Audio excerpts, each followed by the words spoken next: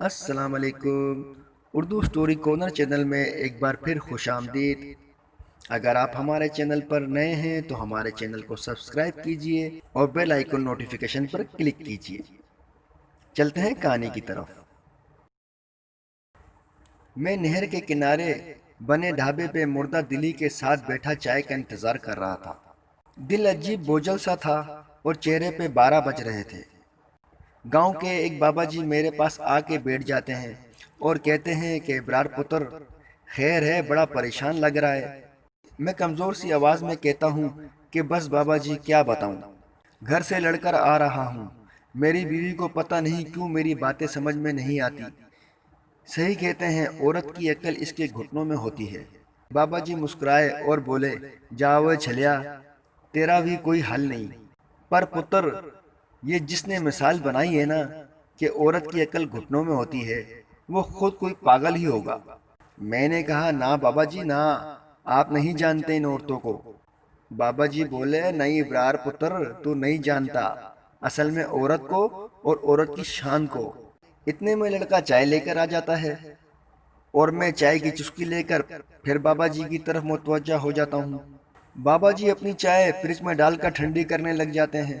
بابا جی فریج سے ہی چسکی لگا کر کہتے ہیں کہ واہ، مزہ آ گیا چائے کا۔ چائے کی تعریف کرنے کے بعد بابا جی کہتے ہیں کہ سن پتر، رب وہ ذات ہے جس کے پاس کسی بھی چیز کی کمی نہیں۔ اس ذات نے خود کو محبت کے بارے میں بتانا تھا۔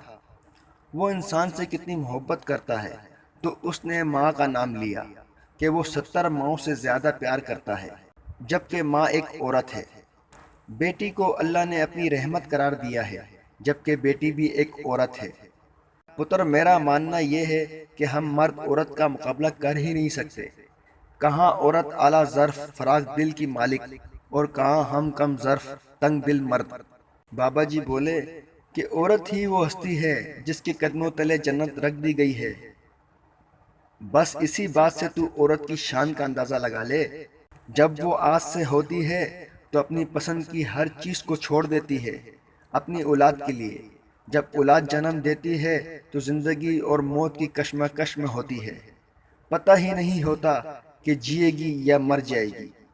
پتہ ہے پتر، 22 ہڈیاں بیک وقت ٹوٹنے کے جتنا درد سہتی ہے ایک بچے کو جنم دیتے وقت، اتنا درد کبھی محسوس بھی کیا ہے تو نے؟ میں بابا جی کی باتوں سے لاجواب ہوتا جا رہا تھا اور آج عورت کی اصل مقام کا پتہ چل رہا تھا مجھے۔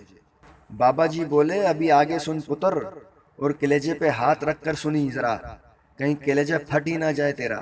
یہ کڑوا سچ سن کے پتہ ہے عورت کی سب سے بڑی خوبی کیا ہے؟ وہ بات بات پہ مرد کی طرح مردانگی نہیں دکھاتی، وہ مرد پہ تھپڑوں کی بارش نہیں کرتی، وہ مرد کو اس کی اولاد کے سامنے گندی گالیاں نہیں دیتی، وہ غیرت کے نام پہ مردوں کو قتل نہیں کرتی، وہ بھوکے بھیڑوں کی طرح کسی پہ جھپٹ کر اس کا ریپ نہیں کرتی، وہ مرد کو غصے میں طلاق نہیں دیتی، وہ گلیوں کے بازاروں میں مرد پہ آوازیں نہیں کستی۔ بابا جی کی باتیں سن کر میں شرمندہ ہونے لگ گیا اور آنکھیں جھک گئیں۔ میرے پسینے کی بوندیں میرے ماتھے پہ نمودار ہونا شروع ہو گئیں۔ بابا جی نے میری شاید شرمندگی محسوس کر لی تھی، اس لیے وہ تھوڑی دیر کے لیے چپ ہو گئے۔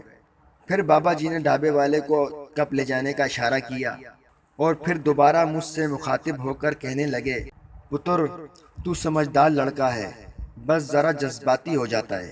بات کی نوعیت کو سمجھا کر اور پھر فیصلے کیا کر۔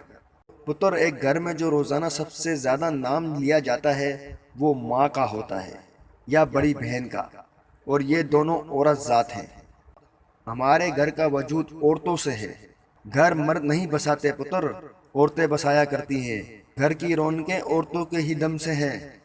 ہر چیز سلیقے سے ملتی ہیں، کپڑے صاف ستھرے ملتے ہیں، برتن دھلے دھلائے ملتے ہیں، بہترین کھانے ہمیں نصیب ہوتے ہیں، چھوٹے چھوٹے بچوں کی دیکھ بھال بخوبی سر انجام دیتی ہیں۔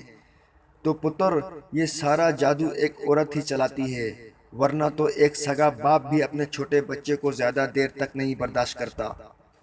بچہ زیادہ روئے تو شوہر اپنی بیوی سے کہہ دیتا ہے کہ اسے کمرے سے باہر لے جاؤ، میری نیند میں خلل پڑ رہا ہے۔ پتر، عورت بہت ہی پیاری چیز ہے، یہ مرد کے کردار پہ انگلیاں نہیں اٹھاتی، یہ مرد کو اس کے ماضی کے تانے نہیں دیتی۔ پتر، عورت بیٹی ہے تو رب کی رحمت ہے، ماں ہے تو قدموں تلے جنت لیے پھرتی ہے۔ بابا جی کی باتیں سن کر پتہ چل رہا تھا کہ عورت دنیا کی کتنی انمول دولت ہے۔ وہ کسی نے کیا خوب کہا ہے، وجود زن سے ہے کائنات میں رنگ۔ پھر بابا جی بولے کہ جا پتر، گھر چلا جا، تیرا چہرہ بتا رہا ہے تو سب سمجھ گیا ہے، اور اب تیرا جلدی گھر جانے کو دل کر رہا ہے۔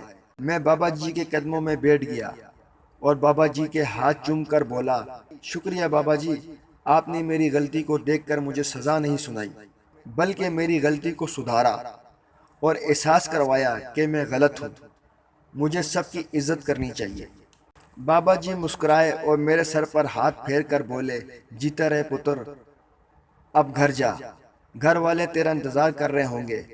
واپس گھر جاتے ہوئے میرے قدموں میں اعتماد تھا، دل مطمئن تھا۔ اللہ سب کو نیک عمل کی توفیق دے، آمین۔ دوستو، اگر یہ کہانی آپ لوگوں کو پسند آئی ہو تو ضرور لائک کیجئے گا، کمنٹس ضرور کیجئے گا۔ شکریہ۔